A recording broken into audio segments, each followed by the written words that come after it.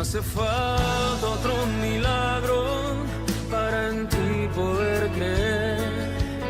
Tan solo el milagro de volver a nacer fue suficiente para yo caer rendido a tus pies y enamorarme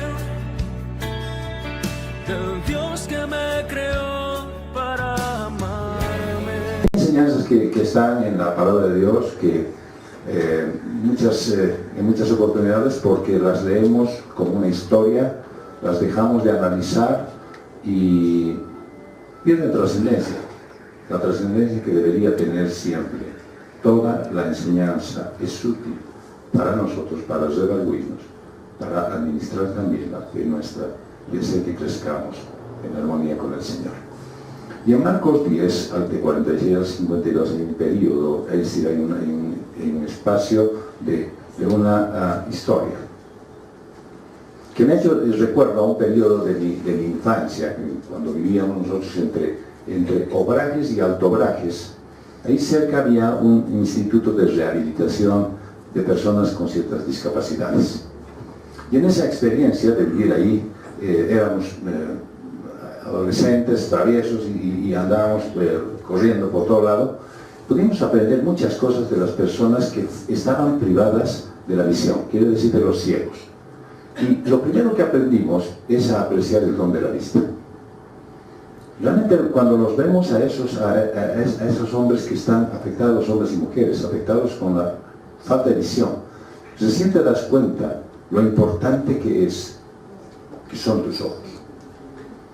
Porque ellos se manejaban en grupos, iban a ciertos lugares y no podían estar muy libres. Había otros que tenían otras deficiencias físicas, no hablaban, no oían, o tenían algún impedimento físico en las piernas o en los brazos. Y ellos podían moverse más fácilmente. Por eso aprendimos nosotros a apreciar el don de la vista y aún ahora, hasta ahora me causa profundo dolor cuando alguien me dice que por la edad o por alguna enfermedad degenerativa la visión la va perdiendo. Eran esas personas carentes de visión allá, no se dejaban vencer por las dificultades de la vida. Era interesante verlos hacer manualidades, compartir en grupos, y aunque ustedes no lo crean, jugaban fútbol. ¿Cómo? Tenían una pelota que tenía un sonajero y entonces enviaban la pelota. Obviamente jamás hemos escuchado un reproche de alguien diciendo ¡pásame pues! ¿No? Y el otro, pero es que no te vi. No había eso. Todos eran ciegos y tenían lindas voces, cantaban, tocaban instrumentos. Eso hasta ahora no he aprendido. Le hago, pero hasta ahí nomás. Y era admirable verlos cómo podían leer en ese sistema braille. Bello. Vi una Biblia braille, así de gorda. Saber que hay Biblias también para los ciegos. Pero sobre todo a nosotros que estábamos con mis hermanos y mis primos, nos enseñaron a tener solidaridad, porque entre ellos se apoyaban, caminaban bien juntitos, nunca se separaban, siempre iba uno adelante con el bastón. Y despertaron en nosotros la misericordia por las personas, por aquellas que no tienen las capacidades que Dios entregó a los hombres. Y en este ejemplo que hoy hemos leído, lo que sí podemos, los que podemos ver, deberíamos estar atentos y aprender lo que este ciego Bartimeo nos enseña.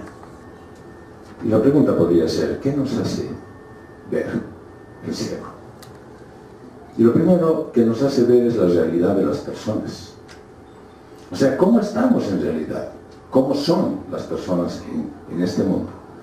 Y una de las características que nos muestra Bartimeo es que las personas están mendigando. Me encanta que la Biblia tenga ciertas características que son inamovibles. Primero, que tienen mucha importancia los nombres. Pone que este es Bartimeo, hijo de Timeo. O sea, no es un desconocido el ciego, ¿no es cierto? Tiene un nombre. Pero si ustedes van a algunas referencias, y me acuerdo solamente de dos ahorita, del joven rico que hablamos la anterior semana, su nombre muere. Y también hay una referencia de un rico y un pobre. El pobre se llama Lázaro. ¿Y el rico? No tiene nombre.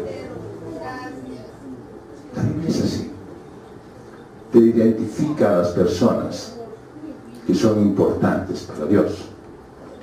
Pero este ciego, por las circunstancias de la vida, dice el verso 46, entonces vinieron a Jericó. ¿Quiénes vinieron a Jericó? Los discípulos de Jesús. Y al salir de Jericó, estaban volviendo a irse. Él y sus discípulos, ¿quién él? Jesús y sus discípulos, y una multitud. Detrás de Jesús andaba siempre mucha gente. Bartimeo, el ciego, hijo de Timeo, estaba sentado junto al camino, mendigando. Vean ustedes cómo hace referencia a algo que está pasando en la vida de ese hombre. Él estaba mendigando. ¿Qué significaba eso? Que él estaba deseando que le den las migajas, que le den las sobras, que le alcancen lo que pudieran. Y eso a él lo conformaba.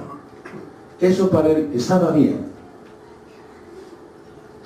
¿Sabes? Hay muchos cristianos que están mendigando las obras del mundo. Están deseando que el mundo los atienda, que los vea. Quieren que el mundo los valore, que los aprecie, que el mundo se fije en ellos y son hijos de Dios. Y están deseando las migajas del mundo.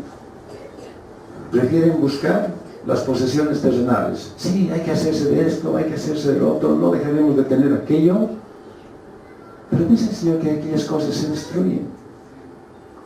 Y por estar atendiendo las cosas materiales, las cosas de esta tierra, no pueden anhelar las celestiales, las eternas. ¿Por qué? Porque no pueden verlas.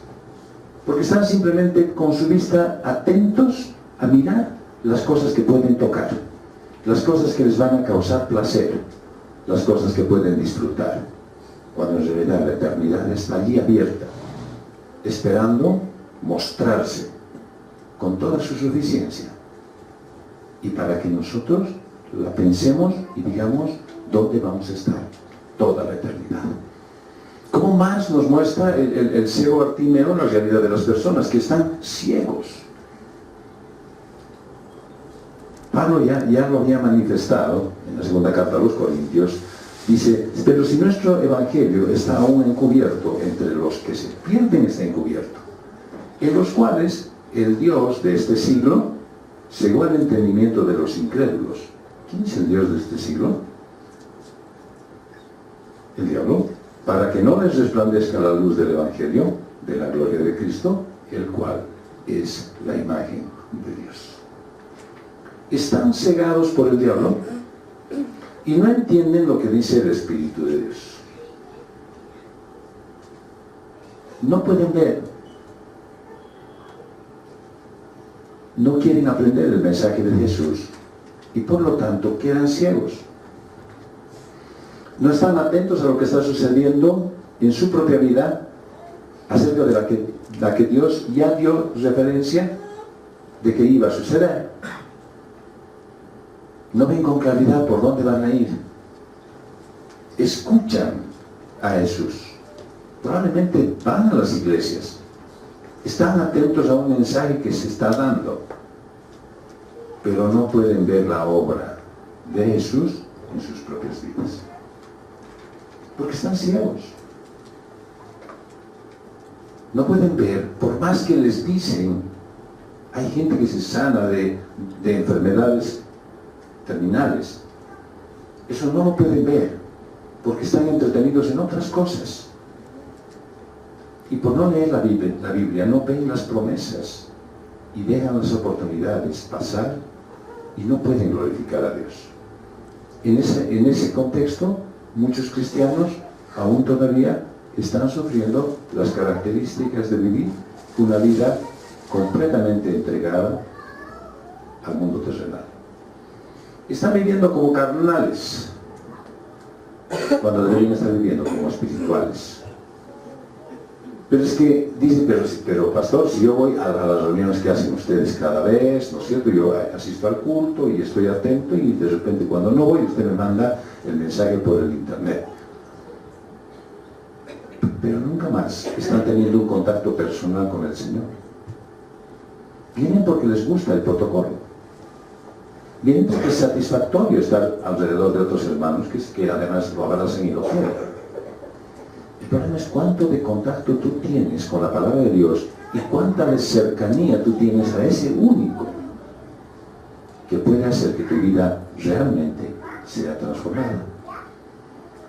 Y entonces esa realidad de estar ciego te hace que estés expuesto al peligro. Por supuesto que nosotros veíamos caminar a esas personas en ese tiempo, y si iban unas, porque iban en grupo y iban en fila, se podría decir, si la primera llegaba a caerse en un barranco, pues las dos iban a seguir, por lo menos unas 3 o 4.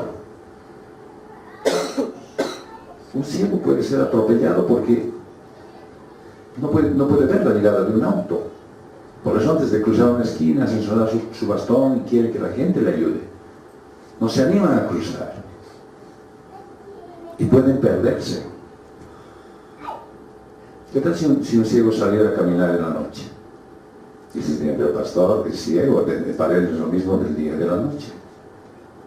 Sí, no es una broma macabra, sino simplemente si hay un ciego que sale a caminar en la noche, no va a poder pedir ayuda a nadie. Porque probablemente todos estén durmiendo en sus casas. Si de día sales, pero por lo menos tienes opción de encontrar la ayuda de alguien. Pero un ciego no puede encontrar esa diferencia. Vean ustedes que no hay relojes que les puedan orientar si es que no tiene alguno que sea muy especial. Por lo tanto, están expuestos a muchos peligros.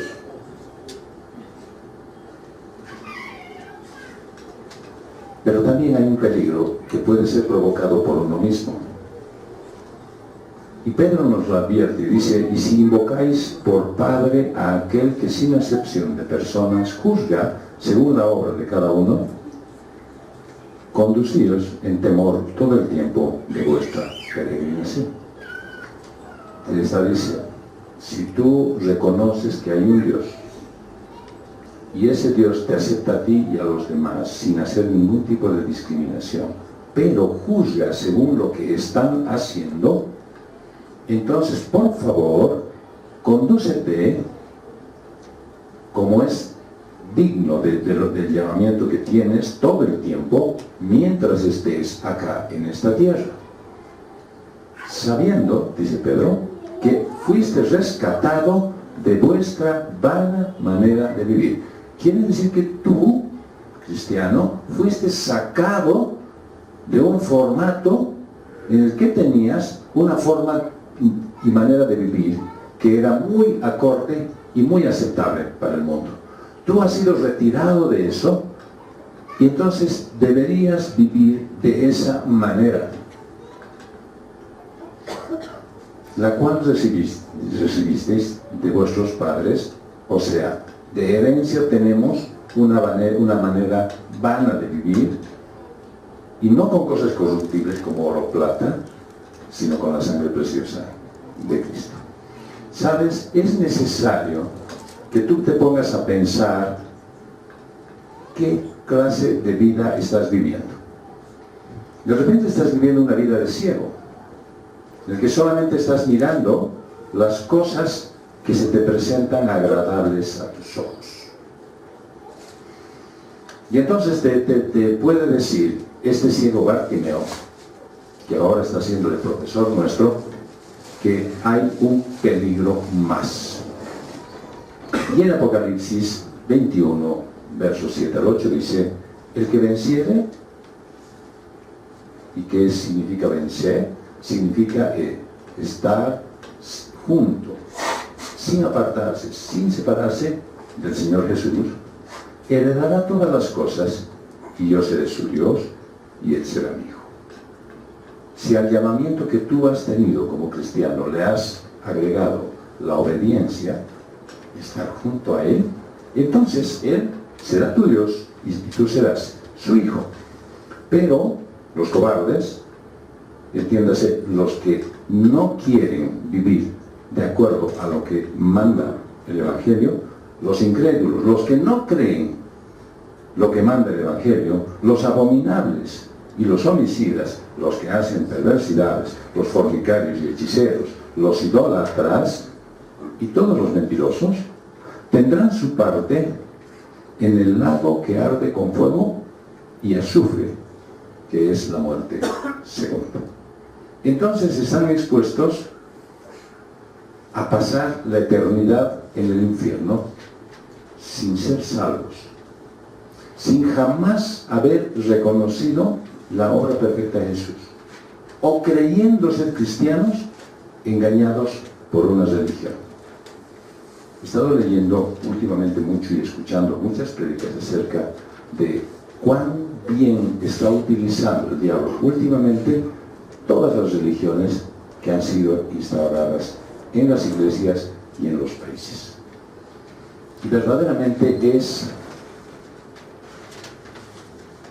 una sensación de terror el ver cuánta gente está convencida que lo que está haciendo está bien. Porque su parámetro es simplemente quien les habla desde el frente. Y no se preocupan de entender el mensaje que les está leyendo. Realmente me erizó la piel la forma en cómo iglesias que dicen ser cristianas, que dicen ser evangélicas, están viviendo un tiempo apartado del Señor que ya no tiene parangón, aceptando las abominaciones de todas las cosas que fueron rechazadas por el Señor, que las pone como referencia a Babilonia, aceptándolas pero con placer y gusto. Y realmente da tristeza ver cuánta gente realmente está siguiéndoles, porque son auditorios multitudinarios. Y dirán, le da envidia al pastor, de que, ¿saben? Me da pena. ¿Cuánta gente está siendo engañada? Pero no por los que engañan, sino porque aquellos que deberían estar enterados de lo que dice la palabra de Dios, le están creyendo a pie juntillas al que dice ser el que los va a guiar. Entonces el ciego nos va a mostrar en esta segunda parte lo que las personas deben hacer. ¿Qué deben hacer? Acercarse a Jesús.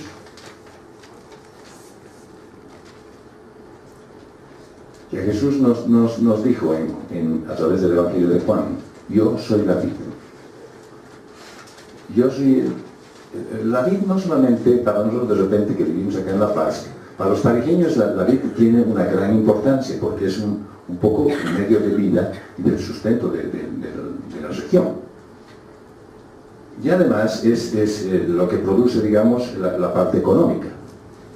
Para nosotros la vid apenas sí la habíamos visto alguna vez de repente por alguna foto, y eso. Solo sabemos que la vid es el arbolito que produce unos frutos que después se convierten en vino, o en uvas que se comen como fruta. Pero para Israel la vid tenía una importancia vital. Por eso el Señor Jesús pone que Él es la vid. O sea, yo soy lo principal, lo más importante, y ustedes son los pámpanos, o sea, algo que está adherido a mí, y que si ustedes permanecen ahí, o sea, adheridos a la vid, al tronco central, y yo, no es solamente que yo me he agarrado de Dios, sino que Jesús también te ha tomado, y eso es porque tú obedeces y haces lo que Él dice, entonces puedes llevar mucho fruto. Entonces puedes esperar que de ti hayan muchas uvas. Si no, si cualquiera de las dos cosas no está funcionando, el Señor Jesús te dice: separado de mí, nada puedes hacer. Entonces, ¿qué es lo que deberías tú estar haciendo? Decir, analizo mi vida. ¿Realmente estoy al lado de Jesús? ¿Se acuerdan? Hemos hablado del yugo. ¿Estoy en yugo con el Señor Jesús? ¿Voy donde Él va? ¿Hago lo que Él dice que hay que hacer? ¿Obedezco en todo lo que hay que hacer? ¿Lo hago de la manera en que Él me expresa que debe ser? ¿O solamente estoy cumpliendo religiosamente algunas cosas que yo creo que son parte de la fe? Yo creo que es necesario hacer un análisis. ¿Por qué? Porque como dice el Señor Jesús, si estás apartado, si estás haciendo las cosas por tu cuenta, no vas a dar fruto. Debemos acercarnos al Señor Jesús para estar tan cerca de Él que podemos seguir sus pasos y obedecer sus mandatos. Estar lo suficientemente cerca como para que su poder nos aleje del pecado, de la carne, del mundo y de Satanás. Estar tan cerca de Él que realmente cada día yo evalúe mi vida para ver si verdaderamente estoy luchando por estar cerca de Él. Es decir, anhelando, deseando, pidiéndole, rogándole que me quite esta vida, esta clase de vida que estoy viviendo. Porque esa clase de vida que tú estás viviendo puede ser producto de que estás o no estás escuchando las críticas. Y eso es algo que también el ciego Bartimeo nos dice. Muchos le reprendían, estoy leyendo el verso 48. ¿Para qué? Para que se callasen. Pero él clamaba mucho más: Hijo de David, ten misericordia de mí. Este hombre no dejaba de hablar, no dejaba de clamar, no dejaba de gritar, porque quería recibir misericordia. Quería estar cerca de Jesús que estaba pasando. Pero muchos escuchan las críticas y ya no pueden pensar en que necesitan el perdón de sus pecados. Y obviamente no se arrepienten jamás. Y como consecuencia no van a recibir la salvación. Pero si algunos dirán: no, pero pastor, yo hace muchos años hice una oración de fe, dije: Jesús, ven a mi corazón, y ya está. Uno está escuchando cosas que hacen, que dicen las personas, y te alejan de la fe. ¿Por qué? Porque el afán no es escuchar a Dios, es complacer a los demás. Está bien, querido hermano, querido amigo, tío, está bien que seas cristiano, ¿de acuerdo? Que no, pues fanático, ¿cómo vas a estar yendo al culto? ¿Cómo nos vas a hacer orar? ¿Cómo nos vas a estar hablando siempre de Jesús, tío, amigo, pariente? No, a ver, déjalo eso para tu iglesia, ¿de acuerdo? Ya cuando estés con ellos, habla de estas cosas. Nosotros no queremos. Y entonces, por complacerles a los demás, bien, no voy a poner nada de cristianismo en esta reunión. Y entonces evitan que otras personas puedan acercarse a la fe. El ciego no hacía eso. El ciego era todo lo contrario. Y algunos hacen caso a lo que les dicen para no tener que esconderse detrás de un biombo religioso. Ese que oculta sus fallas. Vamos a tomar unos tragos. No, mi religión no me lo permite. Haremos tal cosa. No, perdona, pero es que no sé, mi pastor de repente me vea. De repente, tras un biombo religioso, pueden ocultar algunas cosas, pero no les libra de su forma pecaminosa de vivir. Tal vez pueden aparentar y pueden sentirse satisfechos, pero no están viviendo una vida cristiana. Y entonces el ciego nos sigue mostrando cosas que deberíamos hacer nosotros si no las estamos haciendo, o deben hacer los demás si quieren acercarse al Señor Jesús. Vean el verso 50, dice: entonces, arrojando su capa, se levantó y vino a Jesús. ¿Qué es lo primero que hizo? Se quitó la capa. De repente era algo que le podía estorbar. Tal vez alguien le podía agarrar de la capa y jalarlo para decir: no vayas más cerca. No sé, Pero eso él sintió que era algo que le estorbaba, y además sabes que tiene un sentido espiritual. Es dejar el viejo ropaje. Pablo les decía, creo que a los efesios, revístanse del nuevo hombre.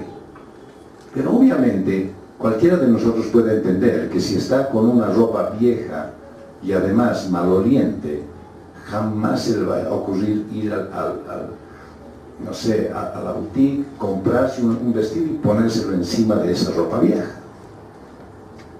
Para revestirse, primero tiene que desvestirse.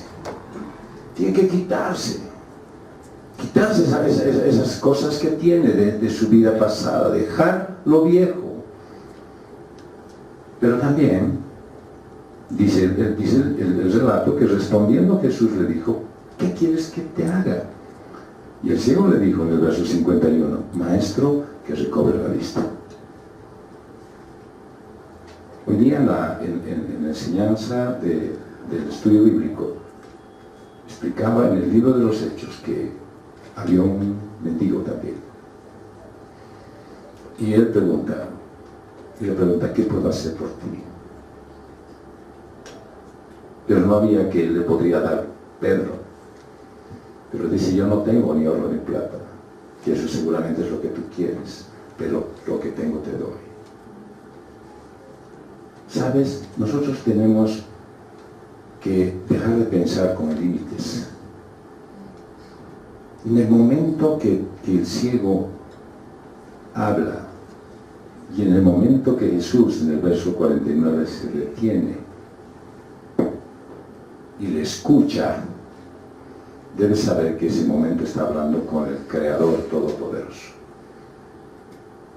Y tú, el momento que te acercas al trono de la gracia, en oración, debes saber que no te estás dirigiendo a alguien que no te escucha primero, porque Él ya se ha detenido y está atento a ti. Dice el Salmo que sus oídos están atentos a escucharte.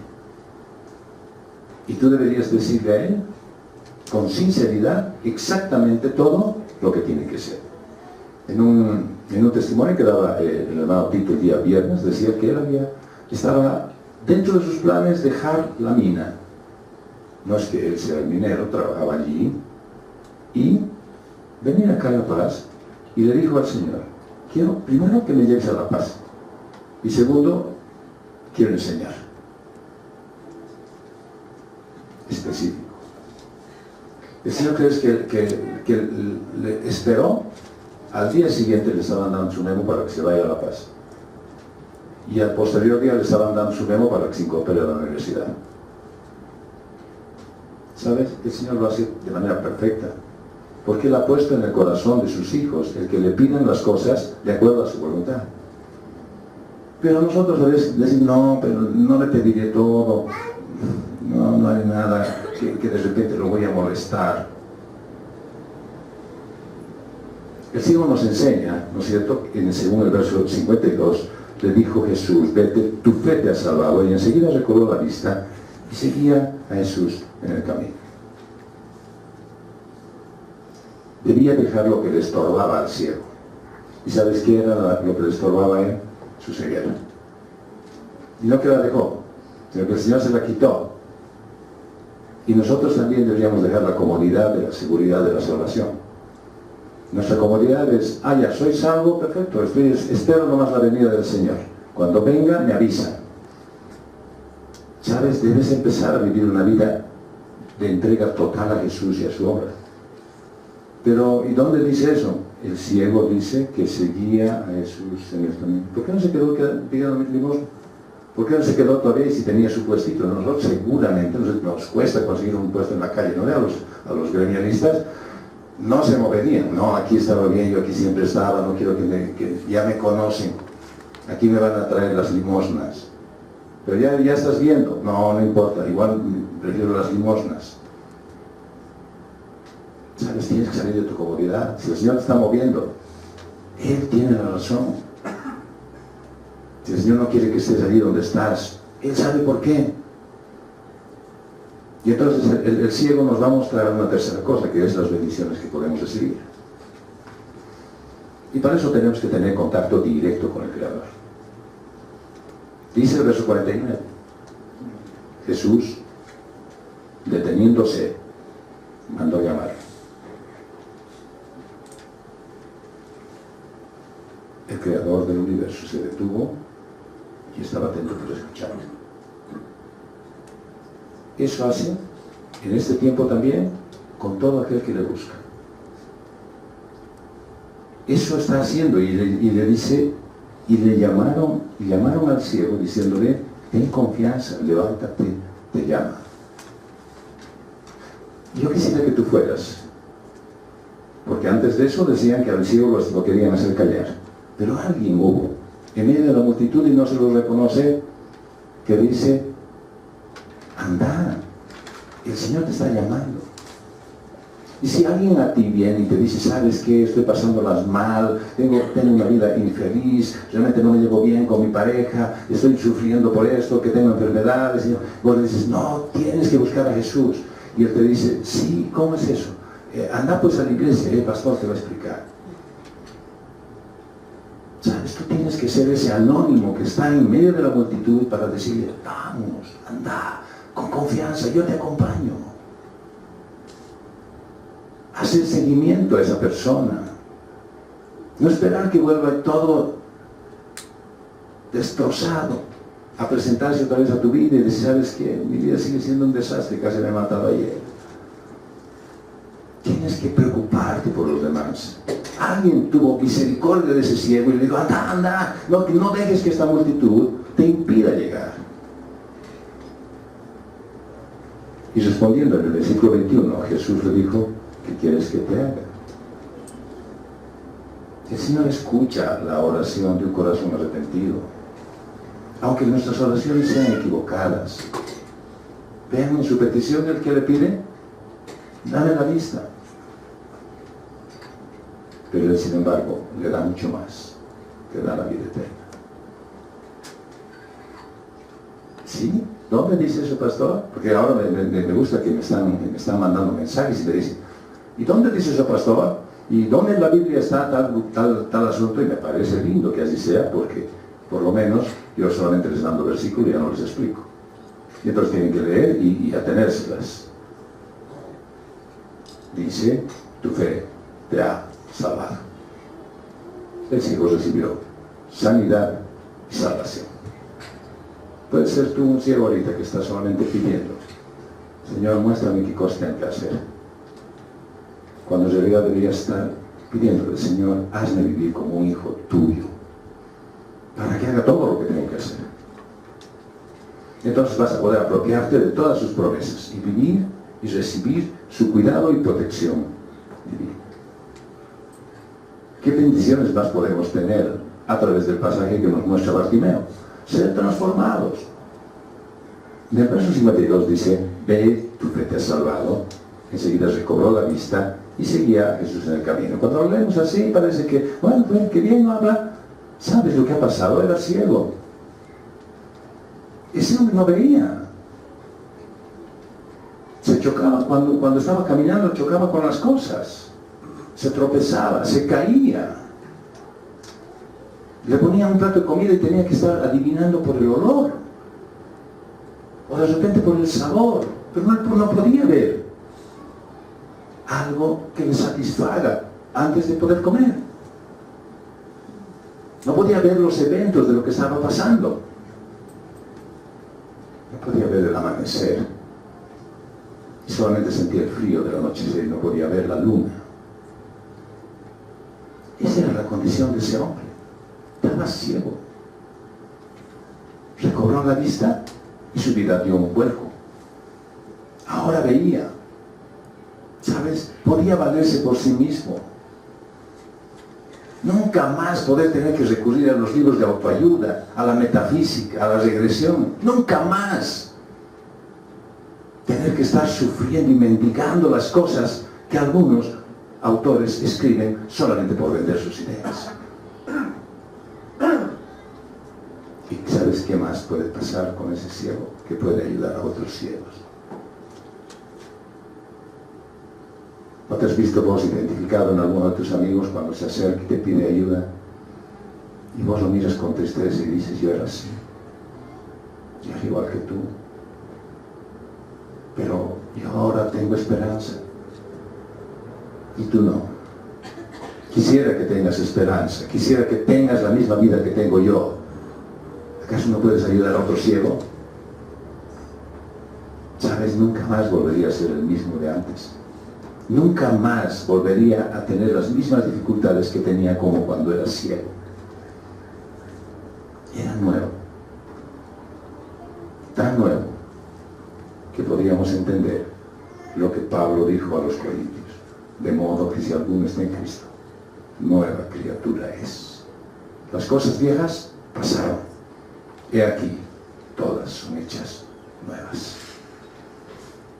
Me encantaría leer este pasaje en un tiempo presente. De tal modo que ahora que estoy en Cristo, nueva criatura soy. Las cosas viejas pasaron. Todas son hechas nuevas.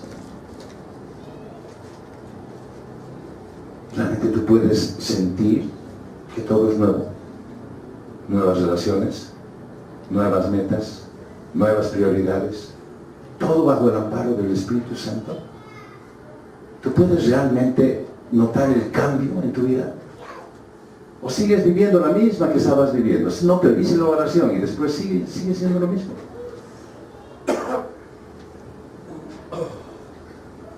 ¿Sabes? Es tan maravilloso lo que el Señor le propone a su pueblo, que inclusive te ofrece que va a haber un cambio tan trascendental en tu vida, pero tan magnífico, que te va a dar un nuevo carnet de identidad. Dice en Apocalipsis 2, el que tiene oído, oiga lo que el Espíritu dice a las iglesias. ¿Sabes escuchar? Ponte atento, dice. Al que venciere, otra vez la palabra, ¿cierto? Al que estuviera permanente, al que se aferrara a la fe cristiana, al que no dejara que el mundo lo venciera, daré a comer del maná escondido. Y le daré una piedrecita blanca. Y en la piedrecita, escrito un nombre nuevo, el cual ninguno conoce, sino aquel que lo recibe. Tiene tanta trascendencia en la Biblia el hecho de que el Señor te cambie de nombre. ¿Se acuerdan ustedes? Abraham se lo cambió. ¿Sabes? Tiene tanta trascendencia. Le cambió a Sara también el nombre. Tiene una vital importancia. Te lo voy a cambiar a ti. Ya no seré Carlos Pecador. No sé qué seré, pero va a estar bien. Yo no quiero que se me conozca por lo que soy aquí. Yo quiero que Él me reconozca como su hijo. Allá en la eternidad vas a recibir un nuevo carnet de identidad. Y de esos que no hay que renovar. De aquellos que solamente tienes que tenerlo, porque el Señor te lo ha regalado.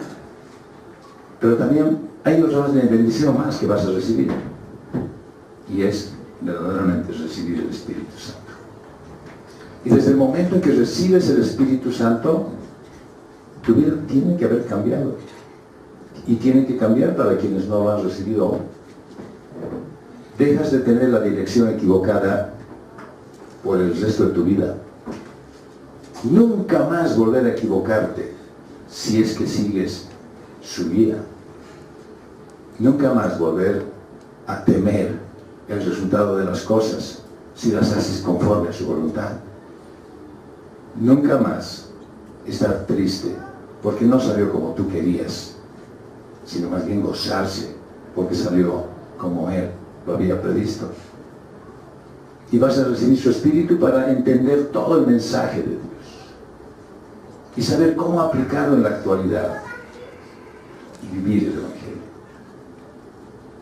Y lo mejor es estar vas a poder estar preparado para el juicio final. Voy a concluir leyéndoles un pasaje de Apocalipsis, en una versión que de repente ustedes no la tienen en su Biblia. Apocalipsis 20, de 11 al 15, dice: vi también un gran trono blanco, y al que estaba sentado en él.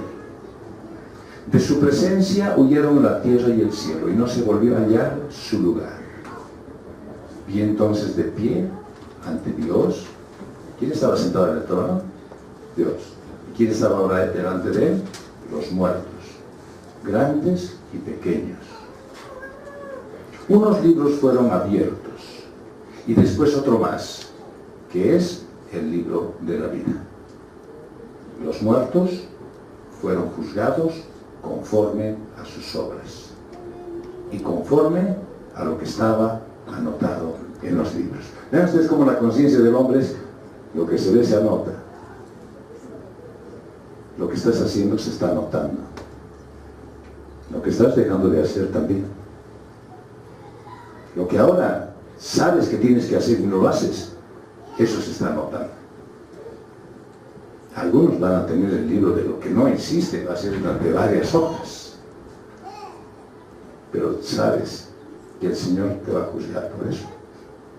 El mar entregó los muertos, dice, que yacían en él, también la muerte y el Hades entregaron los muertos que yacían con ellos, y cada uno, ¿quiénes? Los muertos, fue juzgado conforme a sus obras. Pero pastor, las obras no salvan. No estamos hablando de salvación, estamos hablando de juicio, de lo que va a pasar. Y esa es la muerte segunda. Todos los que no tenían su nombre registrado en el libro de la vida fueron lanzados, ¿dónde? Al lago de fuego. No. ¿Está tu nombre registrado en el libro de la vida? Tú dices: y no sé, ¿no? Tal vez en las páginas amarillas no esté todavía yo. La idea es que Dios guarda un archivo de todas las obras humanas. El simbolismo es que toda nuestra vida vamos escribiendo nuestro destino. No es tanto que Dios juzga a la persona, como que cada uno está escribiendo su propia sentencia. Lo que estás haciendo se está anotando. La forma en la que lo estás haciendo también. Tienen el juicio los que no estén en el libro de la vida. ¿Qué dice que les va a pasar? Van a estar condenados al lago de fuego. ¿Juntamente con quién? Con su amo, el diablo. Pero los que estén en el libro, y quisiera decir, los que estamos en el libro de la vida, para todos ellos la muerte habrá sido vencida para siempre. La pregunta que quiero hacerte esta mañana: ¿sabes tú dónde vas a pasar la eternidad?